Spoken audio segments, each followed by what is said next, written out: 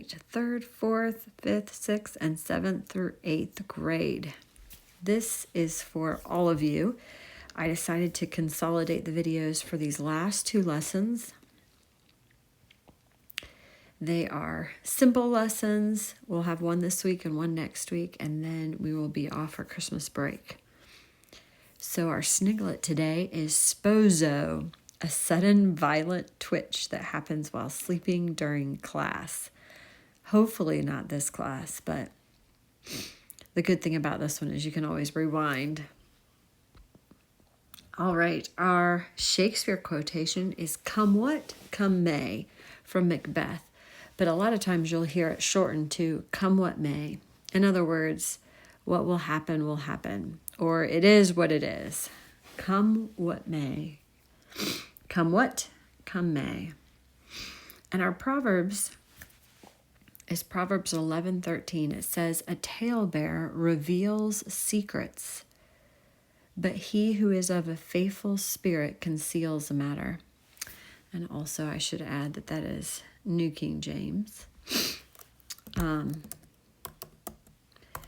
But that is something you don't want to be. If someone has trusted you with a secret, then you need to hold your tongue and be trustworthy. Be a faithful spirit and keep it covered. There we go. I lost my notes. So this week, we are going to do a thank you note. I think this is a good writing lesson every year around Thanksgiving. So even if you do this course again as you get older, this assignment will remain the same because I think that, number one, it's very practical. I still write thank you notes to this day, dozens and dozens of them every year. And number two, it is a skill. I've seen some very poorly written thank you notes in my time, and I've seen some really well done ones. And I've been a receiver and a writer. And so when you're a receiver, this is the kind of note you want to receive. And if you're the writer, this is the kind of note you want to write. So I'm first going to talk about the essential parts, and then I'm going to give you a couple of tips. So first of all, in a thank you note, and I'm going to demonstrate on the side. This is an assignment, by the way, that would be perfect handwritten. And I hope that you do this assignment and use it in real life. So when you choose, I want you to choose a real person to write a thank you note to. It's a good time to be thankful, a good time to reflect. So first you start with the salutation. I'm going to highlight this. Okay. So over here, a typical normal one is just "Dear," I'm going to say Mr. Camion, comma. Okay. Now, if this is my paper or my card, then my "dear" should be almost to the edge of the paper. And that's called my salutation. So I say, "Dear so-and-so." Then I'm going to begin my card. Now I'm going to start my card actually indented. And the very first thing I'm going to do is say thank you. Thank you for, now in this particular letter, I'm going to thank him. You can thank him for an object, for a gift. I hope you always write thank you notes for gifts. It could be for time spent, or it could be for someone who has poured into you. So in this case, this is my a teacher I had in elementary school. And so let's say I'm writing it today to my 6th grade teacher. This is what I would do. So I would say thank you for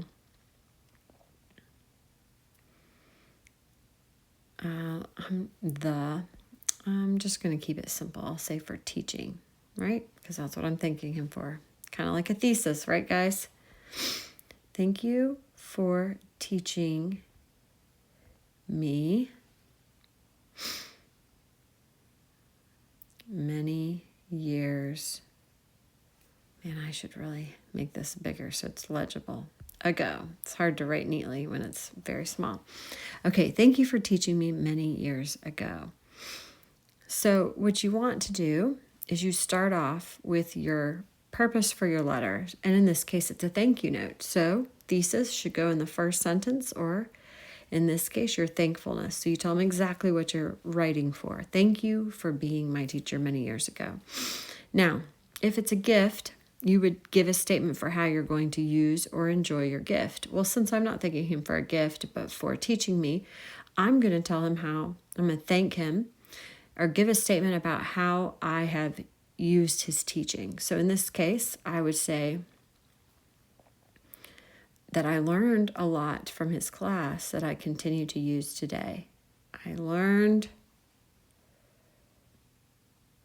more than just school in your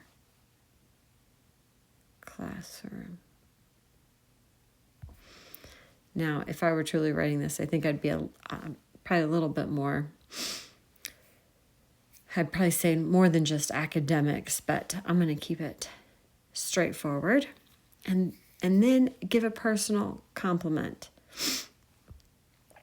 Maybe I tell him his teaching style was really clear, but actually I think I'm going to say, your example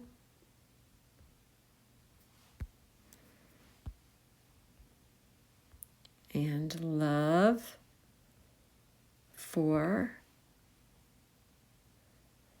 your students, including me,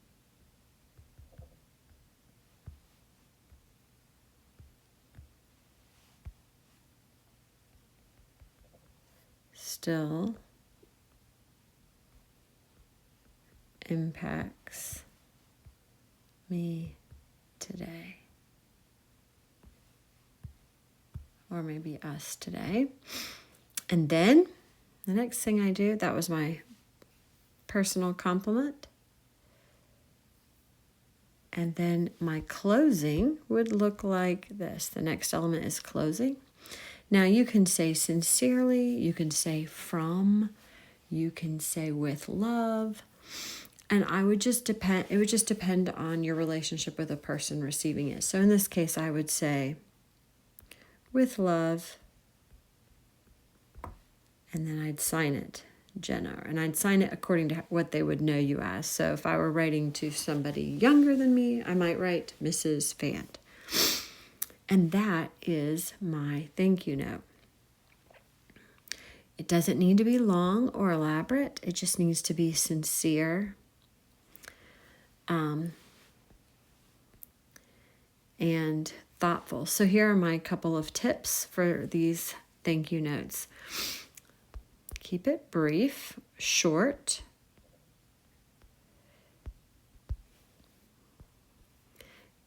Keep it, of course, on topic. Don't ramble. Make sure that it is sincere. Sincere means you really mean what you're saying. It's not a fake letter. You're not being silly about something that's serious or being serious about something that's silly. You really mean what you're saying. People can tell. Now, let me give you an example of what not to do, and I truly have seen this.